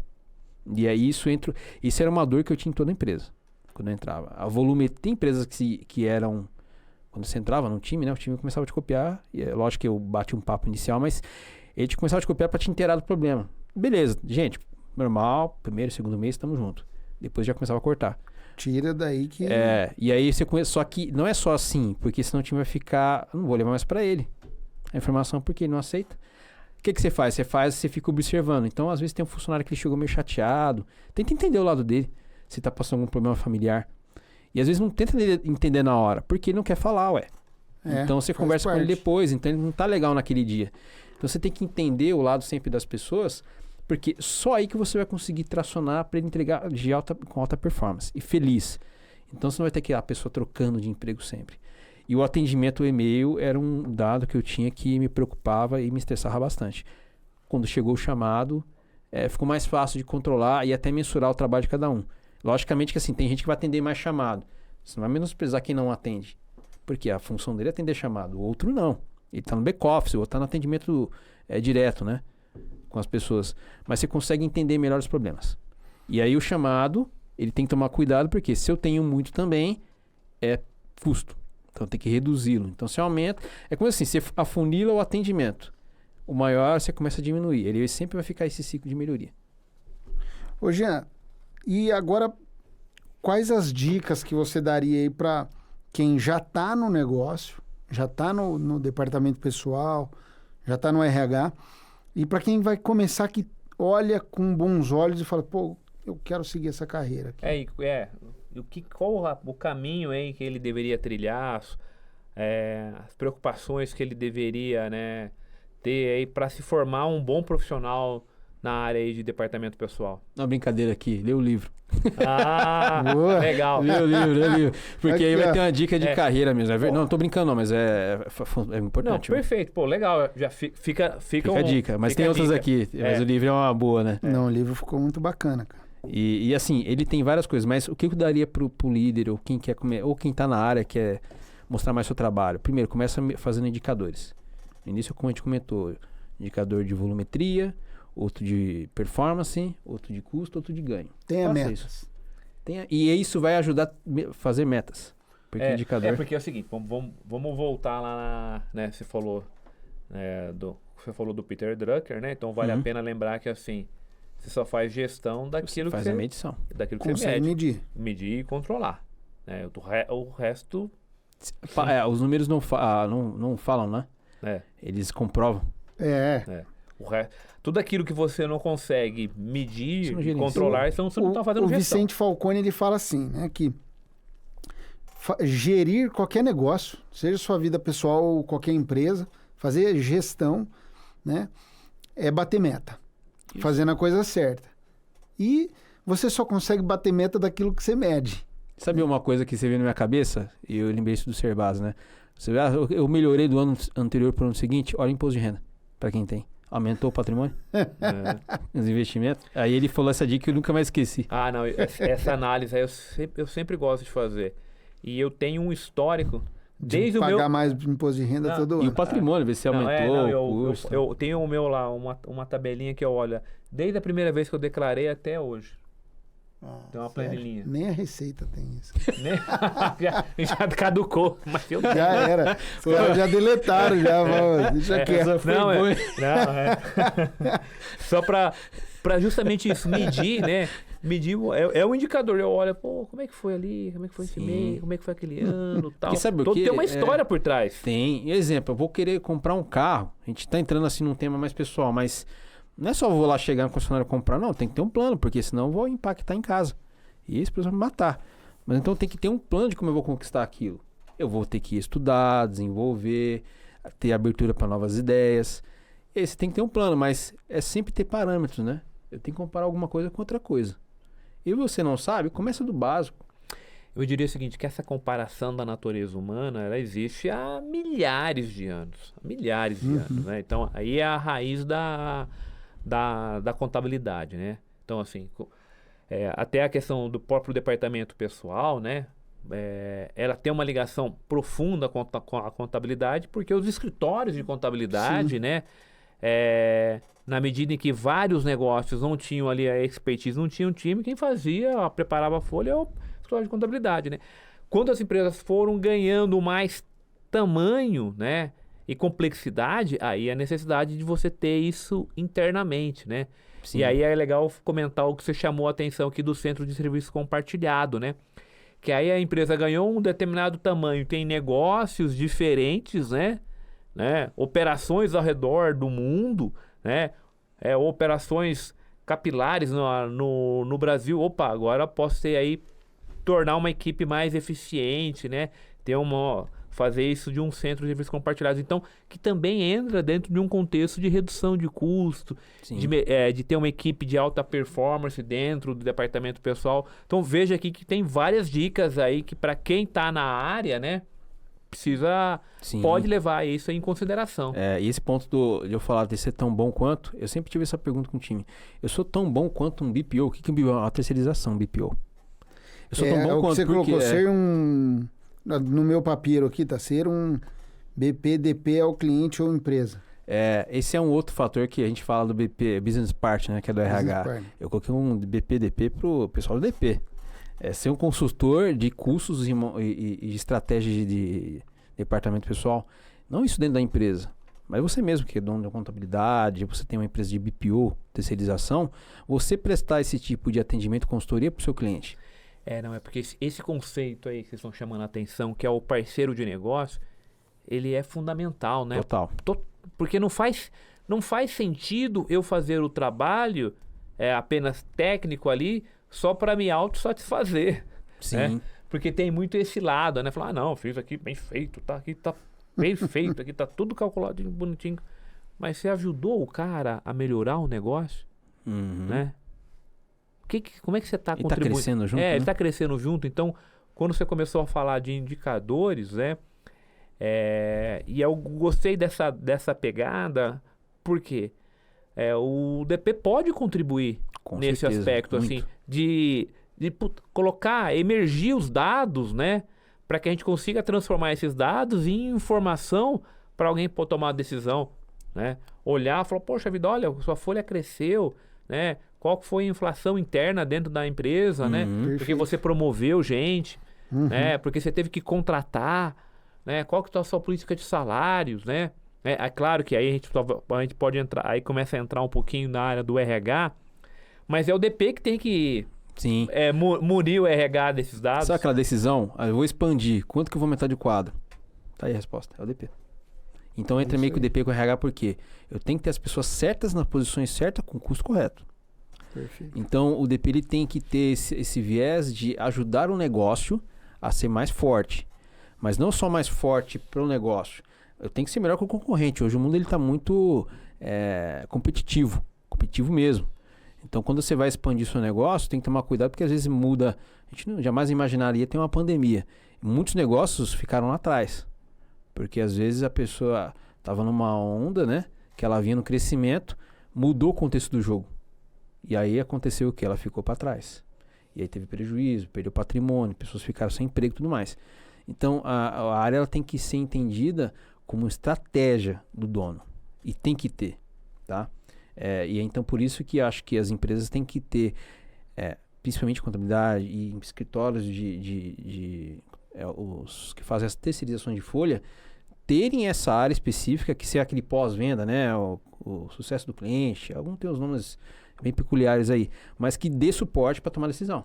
Então vamos supor que a evolução vai aumentar, o contador daqui, ele chega, a sua folha é desse jeito. Para você expandir, eu recomendo que você faça a redução XPTO de custo e aumente isso em benefício. É orientativo. Você vai fazer? Isso. Sim, consultoria. Perfeito. Tem uma oportunidade aqui, tem uma excelente tese na redução aqui de um determinado encargo sobre folha. Pô, vale a pena seguir? Né? Pô, tá aqui. Mas quem presta o serviço, né, de departamento pessoal, seja interno ou seja externo, tem que estar atento a essas coisas, né? Sempre, sempre. Porque às vezes ele não... Na pandemia o que eu percebi, não porque eu estava no melhor negócio, com a melhor equipe e com o melhor líder. Então com isso, o time, a gente não demitiu ninguém do quadro. Assim, demitiu, você demite, lógico, tem que ter redução. Mas você não teve aquela questão de quase quebrar o negócio. Porque imagine, serviço, você tem a alocação de uma pessoa. Você tem aí 70 mil colaboradores. Onde você vai colocar 70 mil colaboradores, você tem que pagar o salário. O líquido, sei lá, você pode gerar um líquido, vamos chutar aqui, 1 milhão. Você tem que tirar 1 milhão do bolso. Né? Então esse é um risco muito grande. E isso daí, ele entra no fator que, o item que é outra recomendação, que é o manual do cliente. Eu acho que é fundamental, não adianta, como você pode ter muitos clientes, eu falo, ou na sua empresa, que você tem mesmo CSC, às vezes, mas ele não segue, mandou errado. Tá, você deixou claro para ele como é que ele tem que mandar? Mas já treinei, mudou. Eu tive uma situação assim com a equipe, né? Mas ele mudou, tá, mas vamos fazer algo que é estático. Ele pode ser mudança contínua de melhoria, que é o POP, né? Mas é um POP de vários POPs. Então eu tenho de férias, como é que o Ferret vai mandar as férias para mim? Como é que ele vai lançar no sistema? O Ferret é 1. Se eu tenho 1000 contratos e eu tenho 1000 ferretes para fazer aquele trabalho e mais 1000 barbosas, eu troquei, eu vou ter que ir lá explicar de novo para ele. Ah, mas Jean, tá na tecnologia, então faz um vídeo e grava numa plataforma educacional. Então, na hora que ele vier mudar de gestor, ele tem que fazer, ele tem que passar por aquele banho de loja para fazer. Às vezes pode ter gente que tem dificuldade mesmo de entendimento. Chama para conversar. Então, você selecionar, sempre vai ter aquela regra de Pareto, né? Vai ser sempre 20, vai ter problema. Pega esses 20 e treina, e aí você vai dar conhecimento. Mas coloca isso no papel. Porque troca, e é o manual mais ou menos assim. É como se eu pegasse esse livro, entrou o Ferretti na empresa, Ferretti, assim que funcionam as políticas do DP. Esse é o manual, a política. Do DP. E como é que você tem que mandar férias? Ferretti, você leu a página X? Li, não entendi. Vamos lá, vou te explicar. Porque às vezes eu coloquei um ponto de vista meu, mas para ele que é meu cliente, não. Ô Jean, como que você pode auxiliar o pessoal que segue a gente aí com a DP Partner? Auxiliar eles no sentido de, primeiro... Faz o pitch seu aí. Pitch meu. Primeiro, será que meus processos no meu departamento pessoal estão claros para os meus clientes? Eu tenho um custo adequado e justo para a empresa?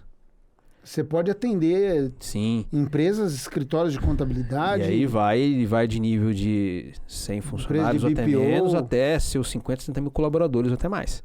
Legal. Porque como eu tenho meu know-how muito para um complexo e grande de trabalho, eu consigo atender. E qual que é o pitch da DP Partner? É melhorar seu departamento pessoal para você ter mais estratégia no negócio. Legal. E falando em estratégia de negócio, nós aqui, como Evolução, nós podemos auxiliar a empresa no que nós falamos, de controladoria, na elaboração de um orçamento, né, que muita gente não tem orçamento. Então, para você poder ter esses indicadores, você tem que ter um mínimo de organização, de orçamento, tá gastando, né? de modelagem financeira, fluxo de caixa. Controles, né? Controles, né? Mapeamento de risco e controle. Então, isso faz parte do nosso negócio aqui também. O Jean é especializado no assunto e pode auxiliar a sua empresa no departamento pessoal. Jean, obrigado, cara. Imagina, que isso. Pô, valeu. O tema é longo, hein? Depois tema é longo. Podemos marcar até um próximo. Antes do Jean terminar, eu queria que ele falasse aqui, né? Ô Jean, quanto que custa o livro? O livro? O livro, eu gosto muito do número 7, coloquei 57,70. Mas tem uma relação aí. É melhor comprar um livro ou comprar um Big Mac? Como é que é essa história? Cara, a gente vai arrumar problema com o pessoal do McDonald's, mas eu falo o seguinte, gente, o pessoal fala, já o livro tá caro, então você prefere comprar um lanche, sem desmerecendo você se alimentar, do que você ter uma evolução na sua carreira e cuidar da sua saúde? Então acho que o livro em si, o investimento 57,70 é barato, perante o que você vai ter de retorno de carreira e de negócio. Sim. Então, é melhor você investir um pouco mais, um pouquinho no conhecimento. É investimento, né? Não é gasto. Não vai no final de semana, não compra um lanche no final de semana. Investe no livro. No final de semana você vai e compra o lanche. Perfeito, depois você vai poder comprar muitos lanches com conhecimento. E às vezes até ser dono do lanche, da empresa, e contratar a Evolução da franquia, para fazer a auditoria dele. Para fazer a auditoria, fazer a controladoria. E aí a DP Partner ajudar a melhorar esse custo, né? Com certeza, é isso aí. Legal. Gente. Pessoal, e aí... então esse é o jabá nosso aqui da Evolução e Evolução, Auditoria e Consultoria. Porque não tem acaso no mundo dos negócios. Não existe mesmo. Aí, obrigado, pessoal. Até o próximo episódio. Um abraço. Até mais. Fique com Deus.